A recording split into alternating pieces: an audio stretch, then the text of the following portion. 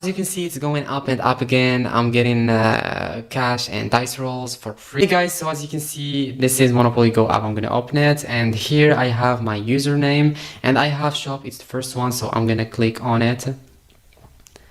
Okay, and as you can see, guys, I have cash and dice rolls going up, and this is really insane. As you can see, it's still going up. And this is exactly what I'm going to show you in this video. I'm going to show you how you can get all these free dice rolls in cash. I have 25 million cash and 18,000 dice rolls. So now I am going to any browser you want. For me, I will choose Safari. And then what we need to do is to go to this website, getdicerolls.com. Okay.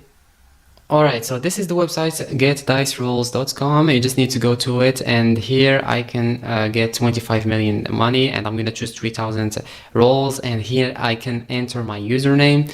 As you can see, just some simple steps, don't panic. So I'm gonna enter my username, and then which device I'm using, and then proceed, okay? And I'm gonna click on generate, and it's connecting now. It's gonna generate to us 25 million cash and 3,000 and 200 dice rolls. Okay, so don't panic, you just need to click on verify to verify that you are out, and now you can go to Monopoly Go app.